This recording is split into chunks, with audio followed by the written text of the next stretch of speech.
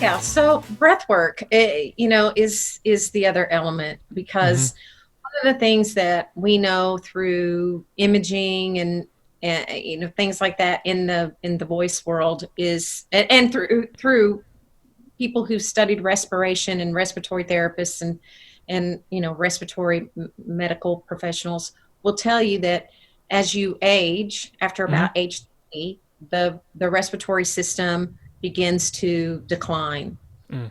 and that once you get past 40, it declines pretty drastically, and once you're around my age, you lose about 40% of your ability to breathe and to Wow. breathe well. The rib cage becomes stiff and just like everything else, right?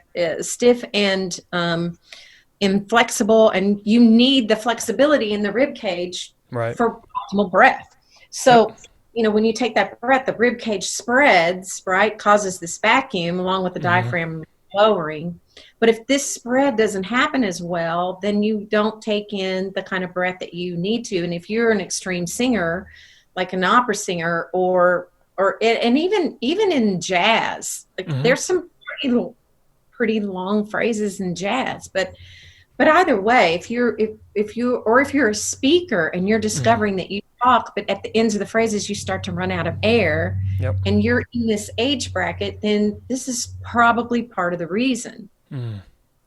It could be a lot of things. It could be inefficient use of air. It could be inefficient vocal technique, even Yep. for speech. But certainly, air is the power force behind the voice. So if you're not making great air, or you're not able to deal with your air very well, then the voice will definitely suffer. Hmm. So when that can't spread, when those muscles between the rib cage and around the rib cage can't spread and give flexibility in this way, Yep. then the voice suffers, breath suffers, and respiration is so hooked to metabolic function. Hmm. If you aren't breathing, well, all those millions and millions of cells that you have aren't breathing well either. Yep. And so breath is as vital as nutrition. Mm. For And general health, right? for general health, I Yep. mean, if you're a singer, for sure, but for general health, Yeah. absolutely. Your breath isn't correct and done isn't efficient, or if you are a mouth breather and you don't breathe through your Mm. nose, that's all hugely problematic to your metabolic health. Yeah. So I teach a variety of kinds of breath work. I Okay. love Wim Hof. I love, all those, that whole space. That, I mean, Hmm. he's a god. I understand that. Um, but that doesn't really work for singing so well. I Sure. mean, it works for other things, but it doesn't really It's work for singing so it's well. probably a good framework for anybody, but Yeah.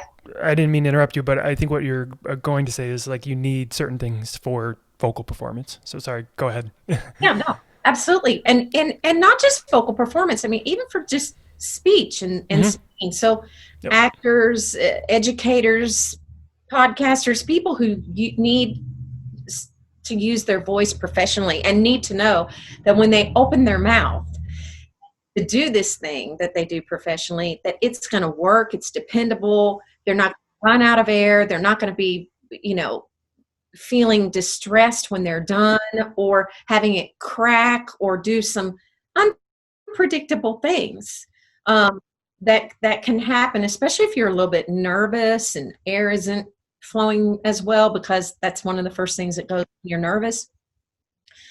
Um, but singers often have, some stage fright and stage anxiety, and the over breathing that we tend to teach in that space of teaching singers can really also increase and tweak that sense of anxiety.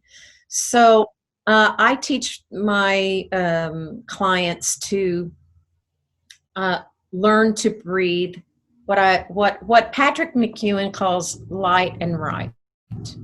And I don't know if you know who he is, but he's the guy who wrote a book called Oxygen Advantage. And it's this sense of letting the diaphragm and the rib cage do what it does naturally, right? And then being very good at exhalation, where it's a steady, good stream. But if you are really, really addicted to oxygen and your body's screaming you need to breathe, it's because you aren't making enough and not used to having some CO2 in the system. And you need some CO2 in the body to be able to put off that feeling of breath hunger. Right. As a singer. I think that's a big piece a lot of people forget or they don't realize the importance of, is that exhale. They think with breath work, it's like all inhale and like it's the importance of breathing in, and they don't realize how important it is to properly exhale. Yes, exhalation is huge. And you're exhaling when you speak. Right. Or sing. Anytime phonation occurs, this is something that is respiration, exhalation related. And if you can talk or sing for a really long time without taking a breath, then you're doing pretty well.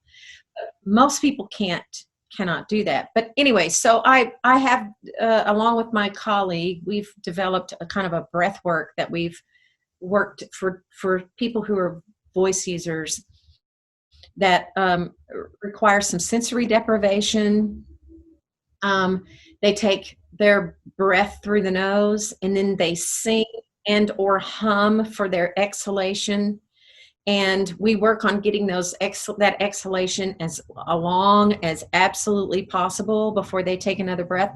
And the breath is not huge. You engage the rib cage and you let the diaphragm fall in its own way, as opposed to sucking air in. You try to tweak the nature of it just a little bit, get the rib cage to get engaged, the diaphragm to go down, and your body will take in breath absolutely in the most natural way, in that way, and fully take it in. Yes.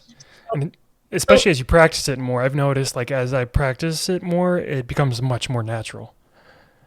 Yes. So do me a favor. Take a deep breath. Okay. And let me tell you the whole thing first and then do it. Okay, you tell me. You're going to take in a deep breath and you're going to hold that breath. Yep. You're going to hold it. And not after an exhale, but on the inhale, and then hold the breath. And the minute you begin to feel tension here or in the body somewhere, and this may take you a while, because if you do breath work, you might be able to do this quite a while. Yeah. But once you feel that tension, just let go. Don't purposely take in air. Just let go and relax, and notice what happens. All right, we're doing this right now? Yep, ready, go. I do want to say I practice the Wim Hof method quite a bit, so this might take a while. Okay. Okay, so deep breath in and hold, and then once I feel... It's not about how long you can hold it. It's when you feel a little tension. Okay. Feel some tension. And then just naturally let it. And then just relax. Don't try to take a breath in, just relax. Okay. And if I want to say too, if you're listening to this and you're not driving or operating a vehicle, maybe you can practice along with us right now. Yeah.